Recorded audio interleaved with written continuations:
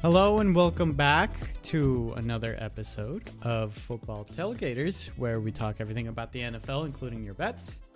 And today we're back with two questions. We're back on that schedule of having the rankings for divisions around the NFL.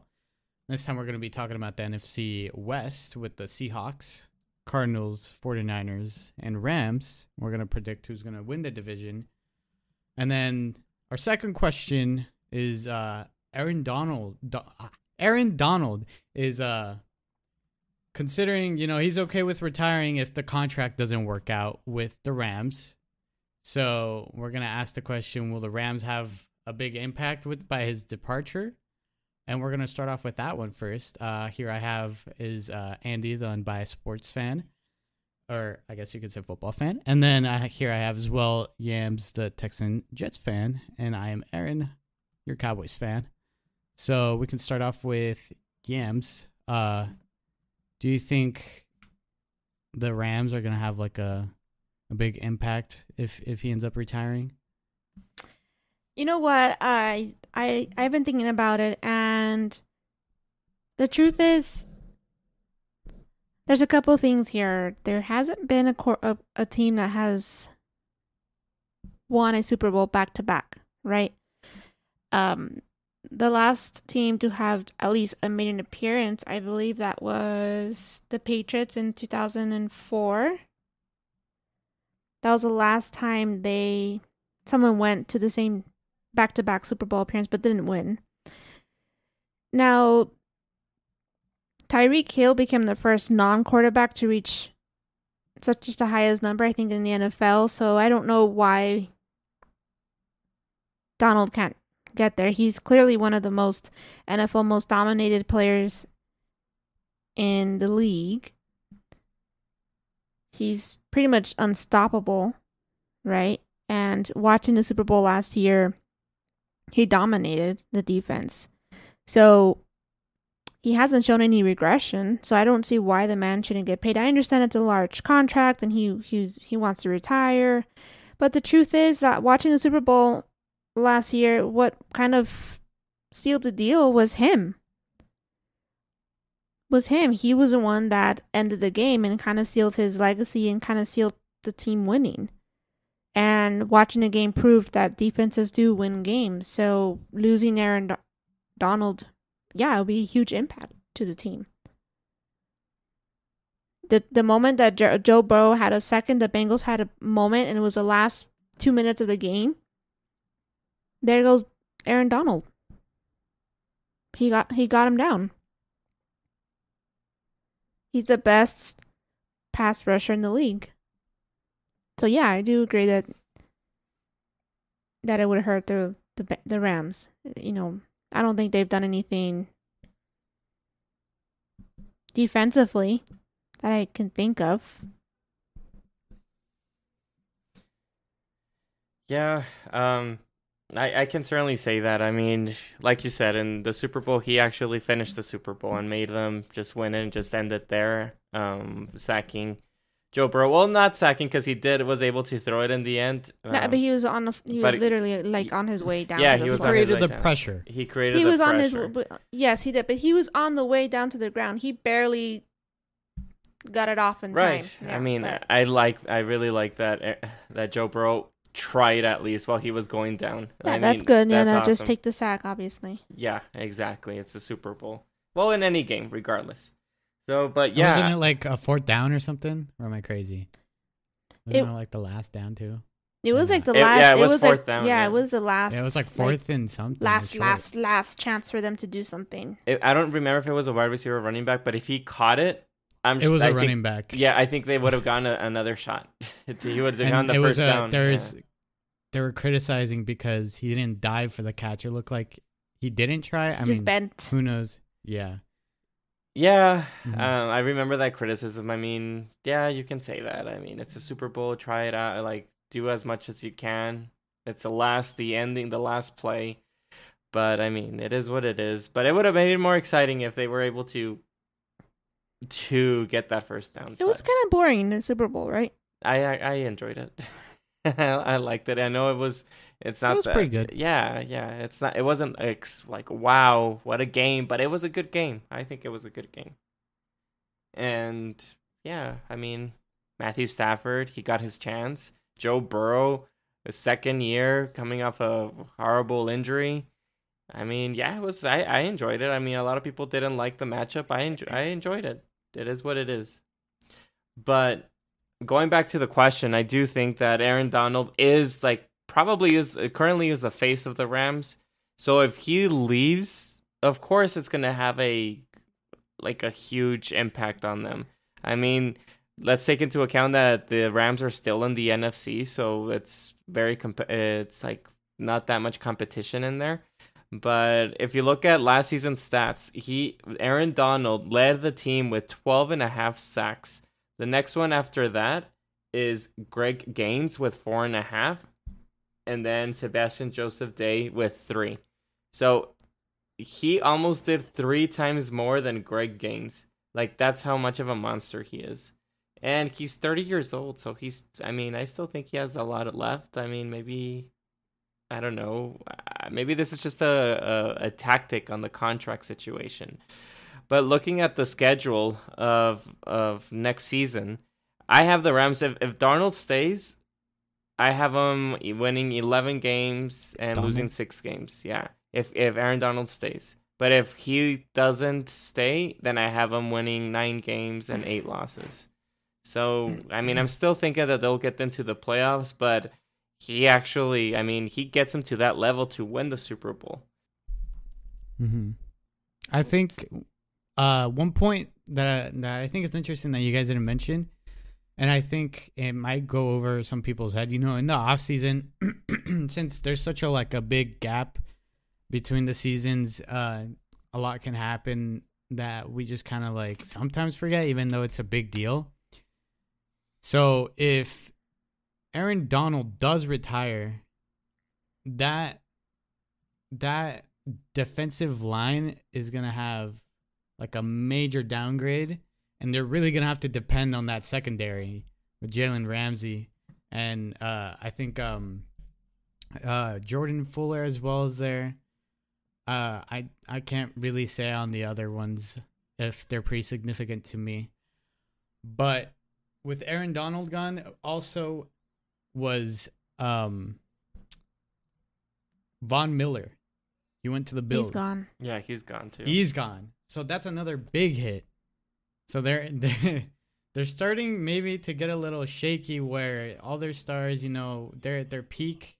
It might be the start of I wouldn't say a downhill spiral to eventually rebuild, but they're going in the wrong direction right now, especially on the defensive side. Right now they're kind of set with Matthew Stafford, great quarterback, really great. So I think they're fine there, and they got a terrific set of wide receivers, and the running backs, it's fine there, and the O-line's fine. So they're going to have to depend more on the offense now that Von Miller's gone, and they're kind of scared that, Aaron Donald's going to retire. But if I was the Rams, I'd try anything possible to keep him, because he's probably he's probably the best defensive player of the league. Defensive in the whole league. I mean, he won it. He won that award, right? Yeah, I believe. Yeah. There you go. That's all you have to say about that. So if you lose that guy, your defense is going to struggle. It's going to make a pretty significant difference. And those shoes are not going to be filled, in my opinion. Yeah. Fox Sports ranked the LA Rams defense number 1, but they're considering the return of Aaron Donald. So and that just tells you what a huge impact he is. Yep. Without him, I don't see them being number 1. I mean, to rely on, like you said, Jalen Ramsey or Leonard Floyd, or their, Bobby Wagner. I just don't see it. They need to make something happen with him. Yeah, and I mean, even let's put a scenario that he does leave. What are the Rams gonna do? I mean, there is still some free agents out there as defensive line players, like Jason Pierre-Paul. I know that. I thought he got signed. No, not crazy? that I know of. Carl Nassib from the Raiders, Carlos Dunlap from Seattle. I mean, these are names that can help out. I thought Everson Griffin was gonna be play better, but I guess it didn't work so much with Minnesota. But those are the players that I think like can kind of help out with the situation with their being veteran. So, I mean, it's gonna be really hard to replace him, and above everything, to be a repeating Super Bowl contender, like to go back to the Super Bowl was really hard.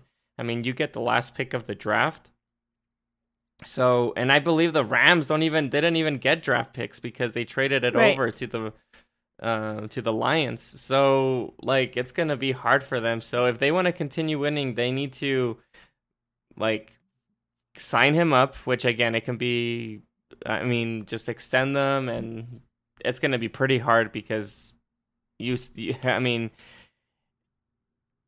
in his contract, he's probably looking to get paid like it's just a like crazy amount of number, and well deserved for sure. But it's going to set the Rams back. So right now, probably in behind closed doors, the Rams are like thinking about the future. Like, hey, I mean, we just win the Super Bowl. If we pay him, like, how back is that going to set us back even further for us to go even back? Right now, we do have the coach. We got Matthew Stafford. We do have some weapons around him. Maybe we can figure this out and just put the whole thing on Sean McVay to figure it out and just play without Aaron Donald, even though he was a big impact to win that Super Bowl. But I mean, it's also something you got to think about. Because that contract, I know it's going to be massive, massive, massive. And if you want to go back to the Super Bowl in these upcoming years, it might be in their best interest to not to. If they can't afford it and have to remove players or like cut players because of this contract, I mean, you got to also take that under consideration that it might be in their best interest to sign them again. Yeah, for sure. I forgot about Bobby Wagner, but I mean, even so, that's a little tough. Isn't he a linebacker?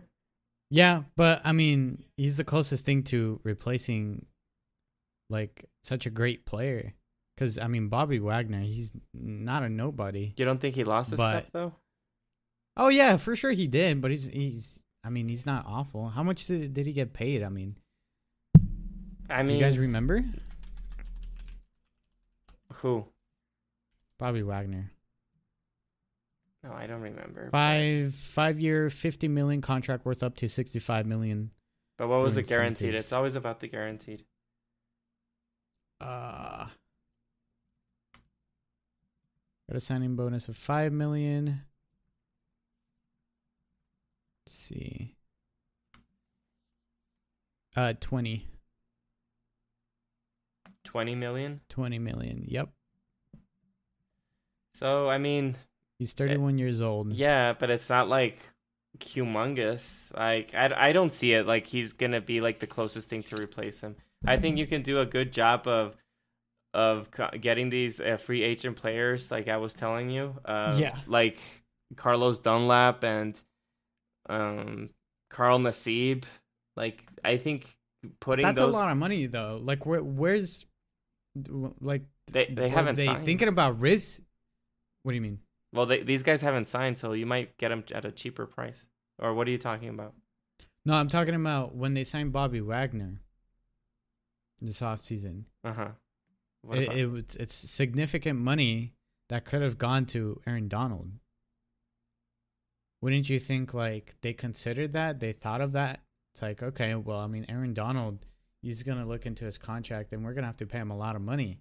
Why would you guarantee another player $20 million when that money can go to Aaron Donald? You know what I mean? I think that's pretty interesting. Yeah. I don't know if that may be a hint of Aaron Donald's looking to retire, and the Rams are looking to moving on from him. I don't know why, but that sounds extremely dumb. But it's just so interesting why they would just dump $20 million on a player who, like you said, lost a step. It just doesn't make sense. You know, the thing is that he's scheduled to be a free agent until 2025. So it's funny how like still my contract isn't up until a few years, and like I want to like change it. I mean, like of course, again, I'm all for the players getting paid, but it's just funny to me how there's still some time left, and they're like already working out on the contract. Because he's thinking about his body right now at this point. He's thinking about staying healthy. Maybe he really cares about his health, and he thinks he's valued more at this point because he's shown what he's capable of. I mean, look at what he did in the Super Bowl. It's that simple. Well, I mean, also, if he's valuing his body that much, then he should just retire if that's the case. I mean, it's all a tactical for me. It's all a plan. It's his way of negotiating. It's a strategy. He wants that contract. Yeah, because his last contract was for 6 years for $135 million, and he got 80. You think he's bluffing? I do. I think he's bluffing, but not completely. Like he made almost $87 million in guaranteed money with his last contract. Well, I mean, it's getting paid throughout the year, so he hasn't gotten it completely. But when he signed, he got $50 million at signing. So, I mean, there's still some money left there to be paid for him. But I mean, after taxes, because he's in California, and he's in California. He has to pay his agent. I believe that's 10%. I mean, let's just say it goes all the way down to like $35 million. I mean, that's pretty a good chunk, but he wants more. So he's gonna, if he gets a contract above $100 million, he's gonna probably get paid like maybe close to quarterback money, probably. Yeah, for sure. Definitely. I still think it could just be just nothing more than just a strategy to get another contract extension. I think the Rams should take the risk and get a contract. They must get a new contract done. Make sure that Donald finishes his career there. He is basically the centerpiece of this franchise. It's dumb not to. Yeah. So, otherwise, I just don't see them. Or I don't see them repeating a Super Bowl appearance without him. I completely agree with that too. I do think it's interesting that you guys are mentioning it, that he could totally be bluffing for sure. I think it's very interesting. I think it's gonna be fine. I don't think he's gonna retire, but I mean, I wouldn't rule it out completely. But I mean, it's pretty obvious. Yes, it's gonna impact the Rams, the departure of it. But we'll move on from that and get a little bit broader. Instead of just talking about the Rams, we'll talk about their division. We're gonna predict the winners. So in this NFC West, we got the Seahawks, the Cardinals, the Rams, and the 49ers. We've talked about two of those teams before. Like they've been in the previous topics, the Cardinals and the 49ers. So yeah, what do you guys think? Who's gonna win the division? What are the standings here? Andy, I'll let you go first. Okay. This is one of the, I guess you can say, the most competitive division. I mean, taking away Seattle, because I mean, I'm sure you guys agree with me. They're all in complete rebuild mode. I know no team says that we're tanking, but I think they're tanking. I mean, it sucks that they have DK Metcalf there, and I mean, that's just like a waste of talent kind of way. And also, I mean, Lockett, I mean, he can do he can do a better job than other wide receivers and other teams. So it sucks when you have such good talent with the Seattle Seahawks. It kind of reminds me of Megatron, Calvin Johnson with Detroit. He could have been like one of the, I don't know, top. I would say he could have been like maybe top 3 wide receivers of all time, up there with Jerry Rice, T.O., and Randy Moss. And this is just my opinion. But okay, basically I have Seattle at the last place because of that. I mean, right now they have Geno Smith as their starting quarterback. Even on the depth chart, I know that it's going to probably change with Drew Lock in training camp, but that's how it is right now. I mean, Drew Lock and Geno Smith, and it seems like they're just in rebuild mode, which yeah. So right now, since that's if they had a different quarterback situation, then maybe I would think of it. I would think twice on it. But yeah, they're in 4th place. Next up, that's a toss up for me for the Arizona Cardinals and the 49ers. Those two teams, like Aaron, you're saying, they have some issues going on. I mean, they're still talking about what the heck is going to happen with Jimmy G over there in 49ers with San Francisco. I mean, he's still there, but he's just doing the good job of not saying much. He's just staying quiet. I mean, Trey Lance is the future. It's already going to be his 3rd year. I mean, we kind of want to see what he has. And also the 49er fans also want to see what he has, but they also don't want to suck. So it's kind of like a nerve-wracking situation. But they almost did go to the Super Bowl. They did go to the NFC Championship. So that's the situation there. And then you have the Arizona Cardinals, which I think there was reports today that the quarterback Murray actually went to the OTAs, if I'm not mistaken. I think so. Let me just double check on that. And it's crazy to think about, if you look at, I guess, the brackets of the playoffs last season, there was 3 NFC West teams. It might be the toughest division that in the NFC, yeah, for sure. NFC, yeah. And yeah, like I was saying, Kyler Murray did come back to help in these trainings in the off season. So as of yesterday, so it looks like he's maybe being a little bit more flexible, and kind of maybe the agent is telling him hey, this is the situation. These are your options. Maybe you're just going to have to stay, and it is what it is, and just play out this year. And just ball out this year and just show what you got. And I mean, maybe bet on yourself, kind of like Dak Prescott did when he did it in the Cowboys, and it worked out for him. He got paid. So for right now, I have the Arizona Cardinals as 3rd place because 1, Hopkins is suspended, so he's not going to be playing. And 2, they have this uncomfortable situation with the quarterback. And if you see their depth chart, I mean, with Hopkins gone, you have Marquise Brown, which, I mean, in my opinion, he didn't do much in Baltimore. That's why he's here. If he was somebody, then he would have stayed there. They would have given him a contract. AJ Green, which his prime days have gone from Cincinnati. And then they have Rondell Moore just as a replacement for Christian Kirk that left them. And even with Christian Kirk, I didn't think he was a massive, but then he did leave with Jacksonville, and then he he disrupted the contract situations for most of wide receivers because he got paid a lot, in my opinion. But yeah, I don't see the Cardinals doing much. I mean, they do have Zach Ertz. I think he did lose a step, so I didn't see too much with all these players with Arizona and last season. And even on the defensive side with J.J. Watt, I thought he was a great player back in the day. Unfortunately, the injuries caught up to him.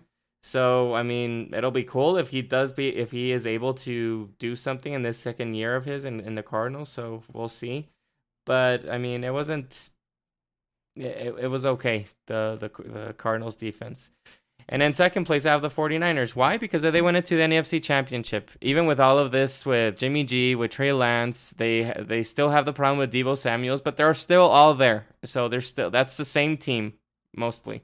So they have shown me that, they have shown that they have a really good coach and gets them there with all of these creative plays and a creative system, even though their offensive coordinator did leave.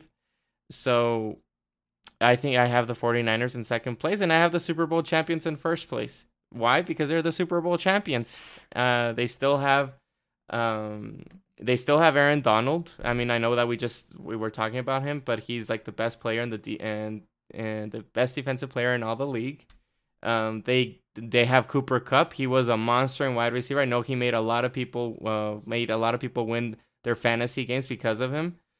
They got Allen Robinson from Chicago, and they have Van Jefferson, which he's also like a player that's getting better. That's just getting better by the year.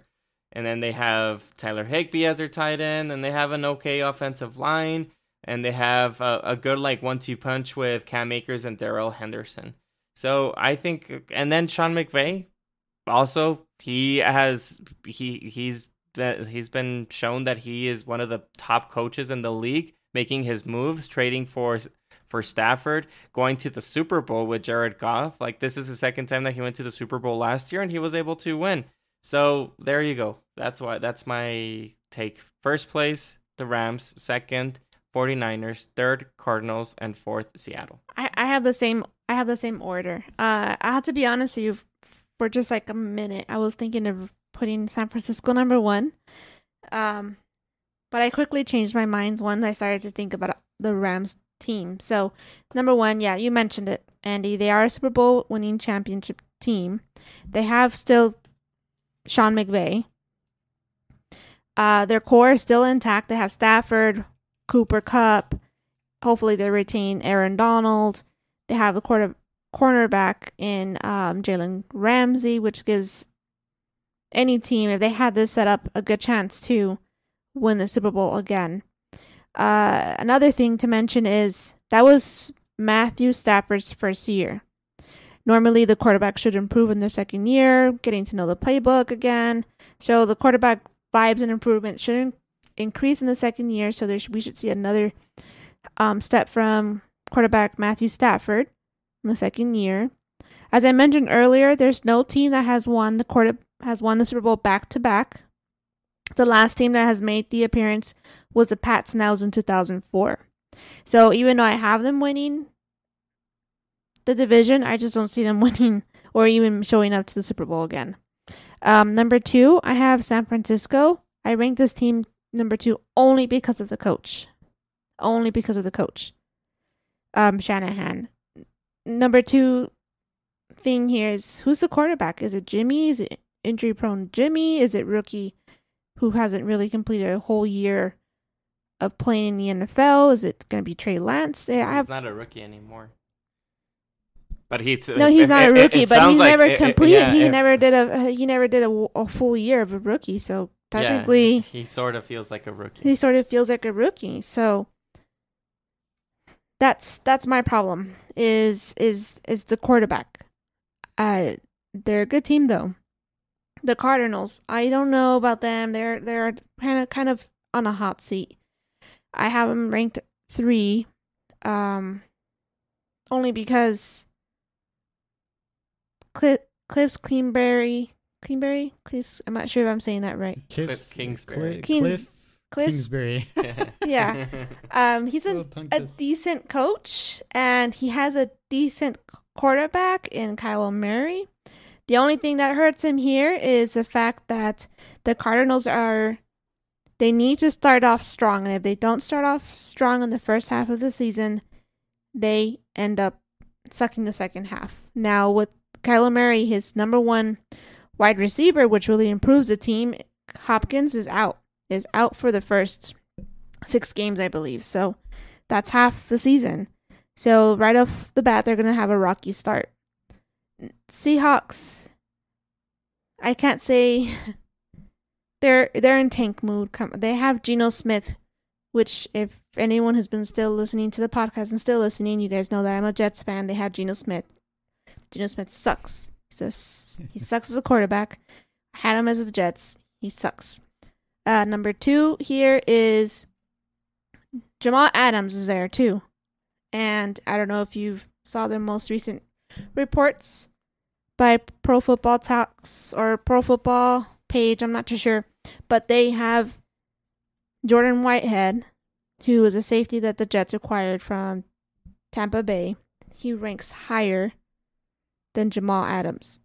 So this team's in a rebuild mode. They don't have a quarterback. And I was looking at the past history on the NFC West championships. Seahawks totally dominated, and that was because of Russell Wilson. But not anymore. Not this time. So, summary: Rams, San Francisco, Cardinals, and Seahawks is fourth. It's so important to have a quarterback. Look, their quarterback left, and now we're taking them as a rebuild mode. But if they got a better quarterback than what they have, Geno Smith, and let's just say Baker Mayfield goes to Seattle, do you put them higher up than the fourth place? No. What about you, Aaron? No. Gotta be significant. It's gotta be like a difference maker. Yeah. It can't just be a mediocre quarterback. Well, I mean, I don't put Baker Mayfield as a mediocre quarterback. I think he's a little bit above average type of quarterback. And I mean, honestly, with the issues that the Cardinals have, I mean, that third place will have a run for its money. Honestly, I mean, they look at their players still. They have Lockett, they have DK Metcalf.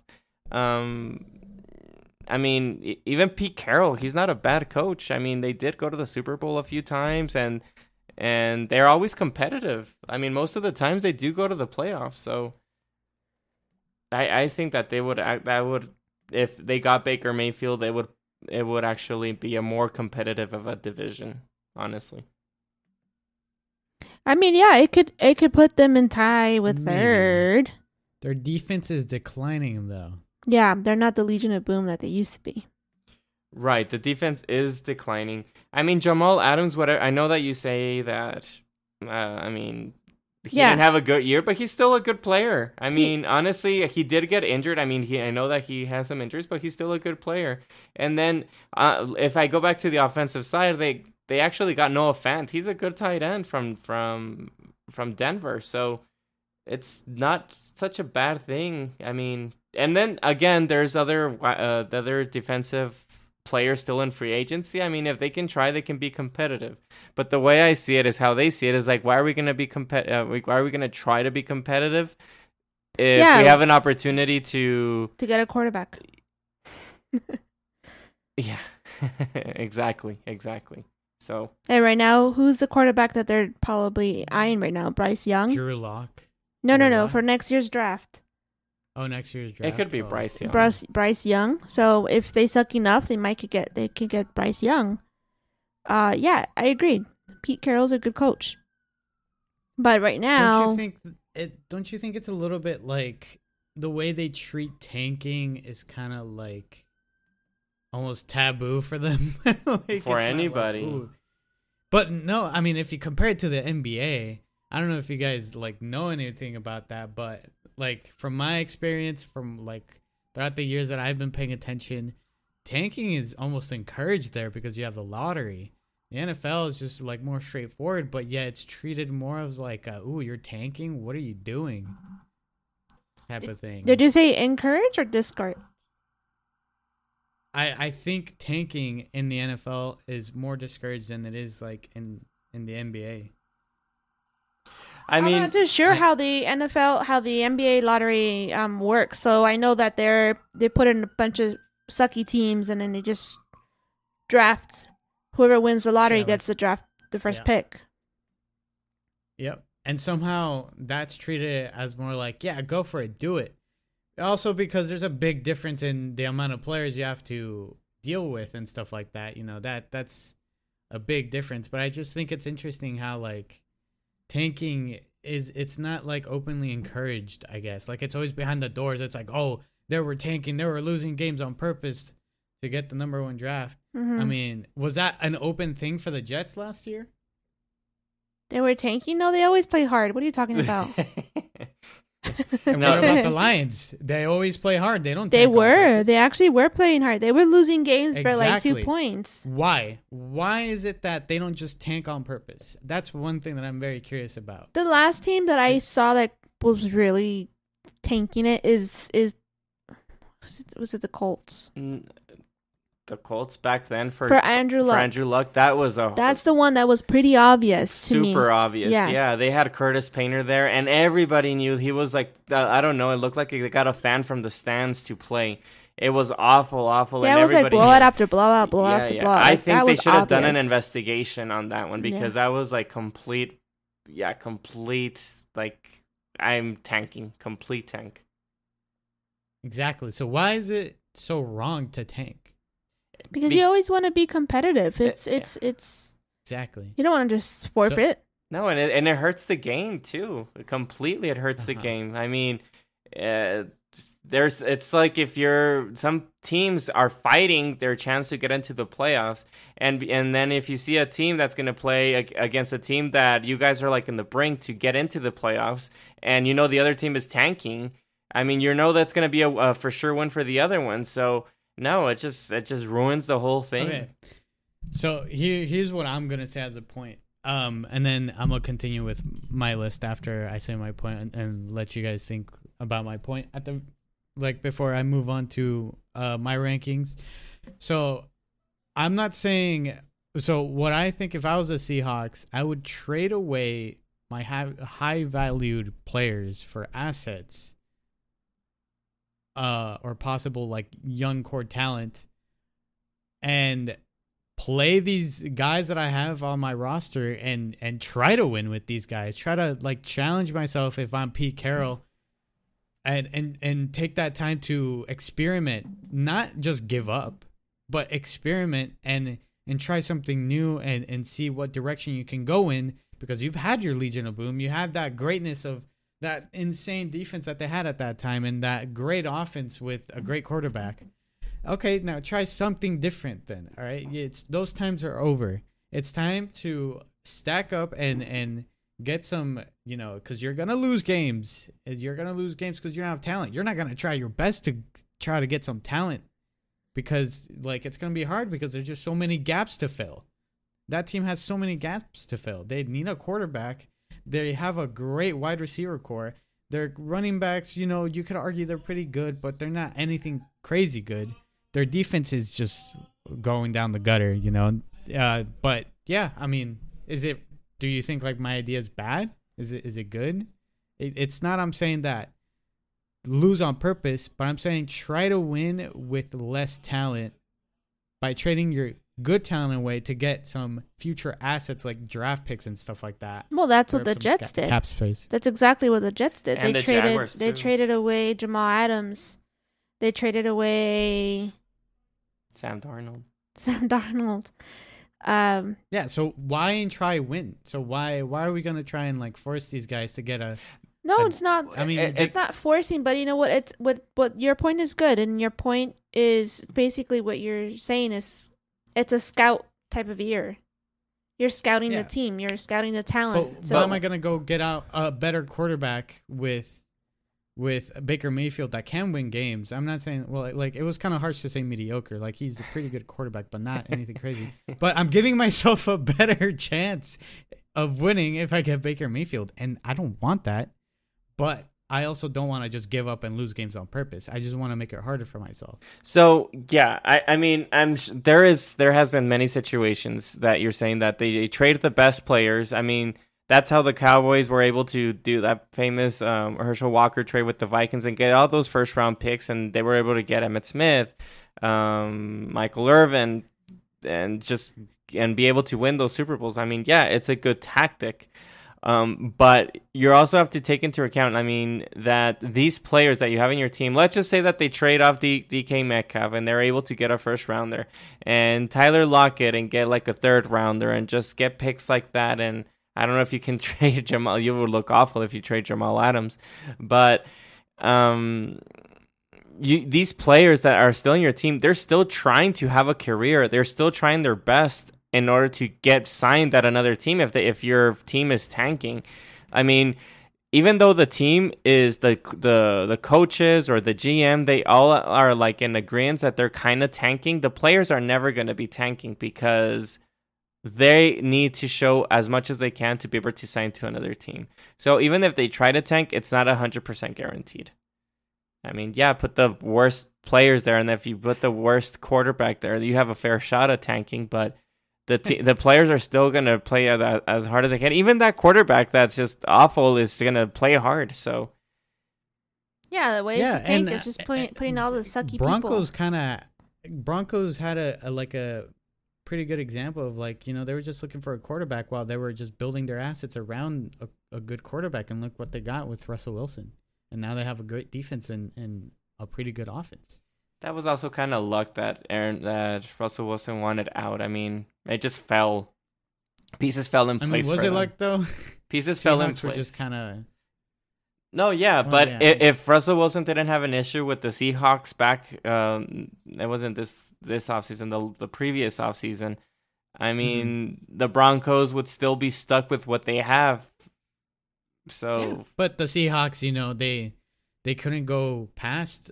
You know, they got capped off basically. They just couldn't win. They couldn't succeed past, like, they got stuck at points, you know, in playoffs and stuff. but also take into consideration Pete Carroll's age. He's 70 years old. He's turning 71 in September.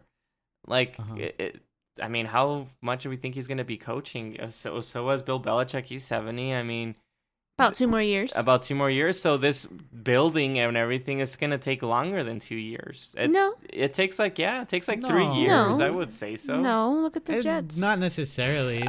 Sometimes it could be, like you said, it could be luck. I don't know. Yeah, it could be luck. It could be scouting. It could just, you know, maybe it could just take off. You keep saying the Jets like if they're already something. They're No, nothing they're right not. now. Okay. They're nothing right now. Okay. They're nothing right now. No.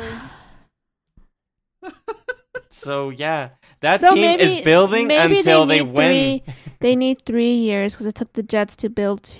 It's taking them like, I don't know, when did they go to the last time? Yeah. The 2010? I know It's but been right 12 now, years. But right now they have a good a good coach, and that's Pete Carroll. So yeah, part of the building with the Jets was finding the right GM, finding the right coach. So yeah, that of course that's going to take more extra time. But in this case, it's Pete Carroll. They know what he wants, and he knows what he wants. Yeah, I just say it's still a risk when you draft the quarterback. I mean, like you said, there's Bryce Young.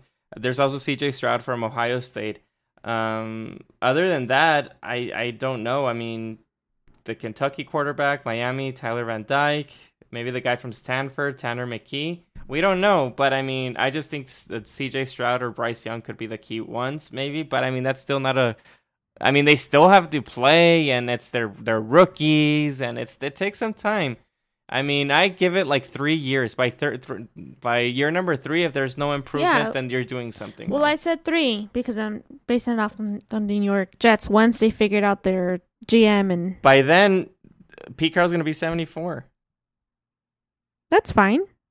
That's fine. What's the college coach from Penn State? He's lasted almost until he was 90. Didn't he have a health issue, Pete Carroll, this year? Not that I remember. But what's his name? Sandusky from Penn State? Yeah, He was like 85 But by the time he retired. Yeah, but different. I mean, yeah, I completely understand. But it's a totally different type of pressure, in my opinion, being an NFL quarterback. Head coach. I mean, head coach. Oh, well, if he likes it, and you know, usually that keeps you living. So Yeah. Okay. So I'm gonna say my rankings now, and I would say I would try and say it's pretty similar, but they're just, I don't know. I'm gonna put the Seahawks last, and I mean, I kind of talked about them, and you know, you can kind of assume where I would put them. So I would put them last, and then third place would be an obvious struggle between the 49ers and Cardinals. I just don't know. I mean, I don't know what the situation with Deebo Samuel. Like he's kind of disgruntled a bit, but you know, the 49ers don't have to trade him, so it's going to be tough, but I think there's just something about the Cardinals that they just might do better than them this year, cuz I mean, it might just be a repeat. That's what I'm going to go out and say. It might just be Seahawks last place, and then I'll have the 49ers not that far off behind, because you're talking about last year's NFC West was a 12-5 Rams, an 11-6 Cardinals, a 10-7 49ers, and a 7-10 Seahawks. We can be seeing like a similar type of I guess, ranking here with the type of games that they win and lose.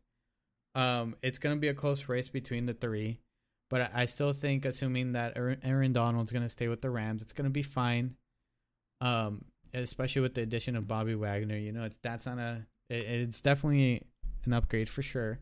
And I just think that with Marquise Brown, we could be seeing like a similar team like we saw with the Ravens. You know, Marquise Brown is just going to another type of team like the Ravens, just not as, you know, QB option, like run heavy, I guess you could say. I don't know.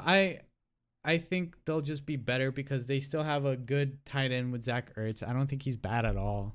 I think they still have a good defense, the Cardinals. Yeah, AJ Green's like, you know, whatever, but I think they're still capable of being number 2 here and putting the 49ers not that far behind, maybe one win behind the Cardinals, and that's how I would put them in, and I would put the Rams at number 1, and that's pretty obvious. I mean, we talked a bit about them too, and they're just pretty much intact almost. I think the difference maker for number 2 and number 3 would be, I'd put it more on the offense than on the defense for these teams, and on the coaching staff, who can coach better and who has a better offense. And I think knowing that, you know, Hopkins is going to be gone for the Cardinals, that they're already, you know, preparing the game plans to not depend on him, and they'll be fine. They'll probably get off to a hot start as they usually do, and then they'll maybe struggle at the end, but they're gonna be above the 49ers, I think, by 1 win. Yeah. I mean, I guess we're all kind of in agreement, no? We are. But I thought you guys were putting the 49ers at number 2. No, yeah, but I mean, it's still the same that we have the winner and the loser, though, right? Yeah. But if we go 1, 2, 3, 4 rankings, it's the only difference. Right. And I mean, in general, we're kind of in agreement that it's just, you know, the winners are going to be the same ones. Well, Andy has a toss-up between the two, so he wasn't 100% sure on who would go 2 or 3. That would be the biggest toss-up, but I mean, we're still in agreement. Yeah, we're still in agreement. Mm-hmm. Who's number 1 and who's number 4, and it's going to be a toss-up, but I mean, I'm still thinking 49ers is 2 just because of what they've done. But yeah, I mean, I do see your point. I mean, at least we know what's up with the quarterback situation with the Cardinals, and I mean, we'll see. And the thing that worries me too, yeah, you mentioned, now that I remember that, is the 49ers quarterback situation, you know? Yeah, it's if I was a fan of the 49ers, I would be very annoyed right now of what the hell is going on. Even though my team did just stick to one quarterback and I just want to know who's the quarterback and what's happening. We almost went to the Super Bowl. They almost won with Jimmy Garoppolo that year against Kansas City. I mean, and then before that, they haven't gone to the Super Bowl. What was it, I don't remember if it was 09, or 11. With against Kaepernick? With Colin Kaepernick and against the Baltimore Ravens. And it's been like 10 years since that happened. So I mean, if I was a 49er fan, I would be very anxious. 2012. Exactly. 2012. So it's been 10 years since then. It's been 10 years. It's been a decade. I mean, we'll see. We'll see what happens. But yeah, if I was a 49ers fan, I would be frustrated. Yep. I agree with that. So we're pretty much all in agreement on the winners and losers for the standings. Yeah. Yep. Yep. Nice. Okay, cool. Well, that's going to be it for this one. That was pretty nice. So yeah, follow us on our socials for football_tailgaters on Instagram. Is the TikTok up yet? TikTok is up. But again, right now it's still the best way is through Instagram. Instagram, yeah. And then we also have the YouTube channel. But yeah, besides that, thank you guys so much for listening. And we'll see you guys on the next episode. Thank you. Bye.